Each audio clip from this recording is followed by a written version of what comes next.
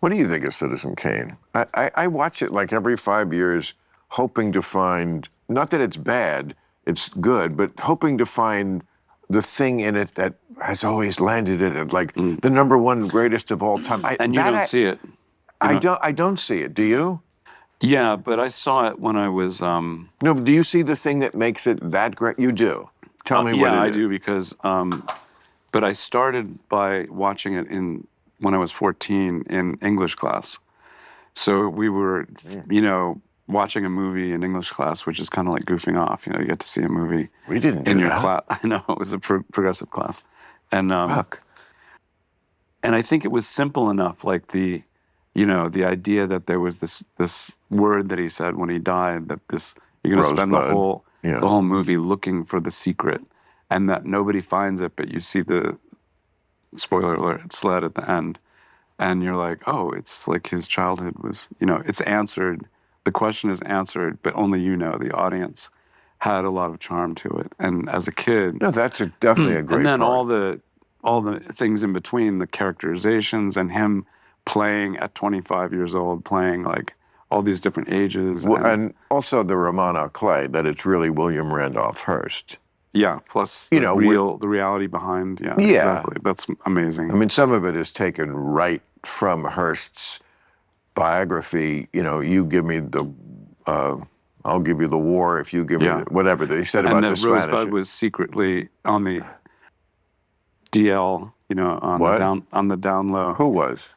Well, the name Rosebud was the name of his lover's vagina that he had a pet Orson name. Welles. No, Hearst.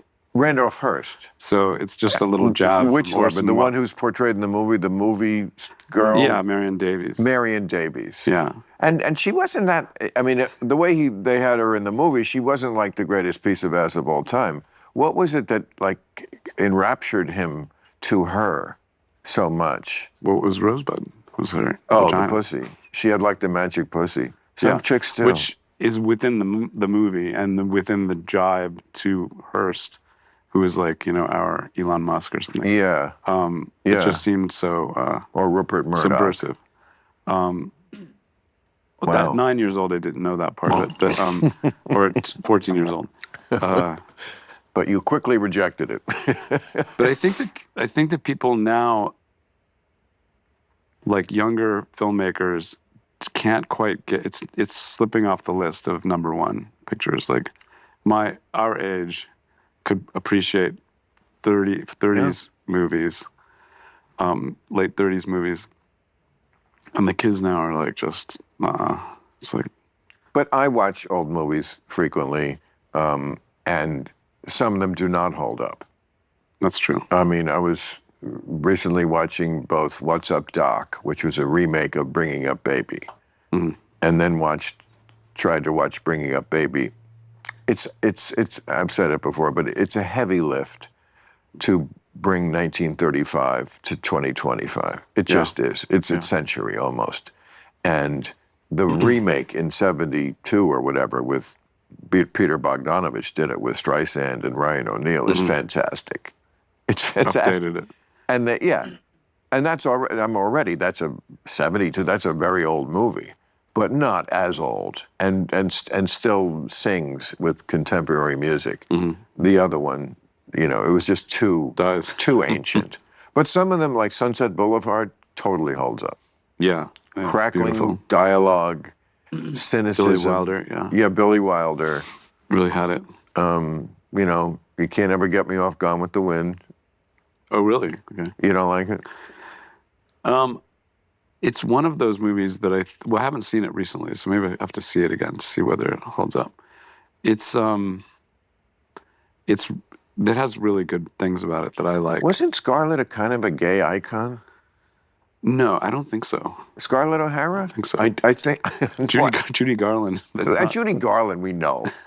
And Cher and Streisand. Not the gay world I traveled in. Really? Yeah. I thought she was, because she was like Survivor. Yeah. Like I will never starve again. That's true. She should be. She should She, be. She should be.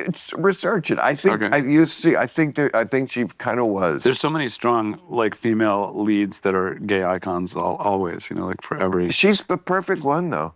Yeah. Well, she probably is. Although maybe it's because she's kind of a cunt. Like the movie really doesn't make sense because she pines for the stiff that Ashley Wilkes, who's like about as sexy as oatmeal, Ashley, as someone once said of Doris Day.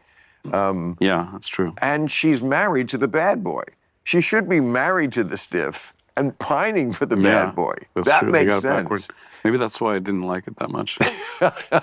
As much. But it just shows charisma and smart, snappy dialogue of very talented, good-looking, charismatic guy can make up for a lot. There's lots of movies that make no sense. Yeah, Casablanca makes no sense. Frankly, I don't give a damn. Oh, yeah. Which isn't as snappy today. But well, in 1939, it was unbelievable. It was. They had to put it as the last line in the movie, the word "damn," because otherwise people would have walked out. So they put it at the very end when they're walking out anyway, which was kind of that's so fucking gangster doing that. Like, okay, we're gonna get this in, but yeah, can you imagine how again? To ask a movie from 1935 to be relevant or interesting today when we're talking about an era when the word damn was so outrageous that people would leave a theater, that's a big gap. It is. To try to bridge. Did you ever do a period piece? No. Let's see. I think I was always stuck in the 70s.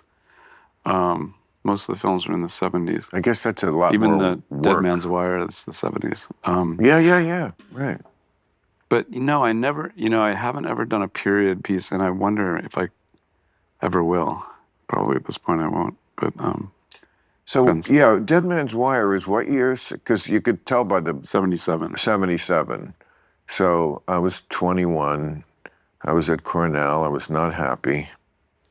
But I didn't think about putting a shotgun to my head. Yeah. But I don't remember that story. See, when you... Me neither. I think that it was probably... you don't remember it at the time? No, Somebody brought this to you and... Yeah, I think if you're scouring the papers, it would be in the papers. But... Today it would be the most viral thing in the world. A guy amazing. With a shotgun who, like, attached to his head because another guy... Because the first thing I thought of was Luigi Mangione, which is so relevant today. I mean, I hope your movie company is advertising it that way because they should. Because this was Luigi before Luigi. This is a guy fucked over by the system and money and the people with who have the money. And again, capitalism. It's not an untrue criticism. Capitalism does fuck people. It's the nature of it. And the mortgage real estate in general is, favored by the government because it's progress, building. But look at just in our business, how many people have had to get the money the studio owed them, sue them. Mm-hmm.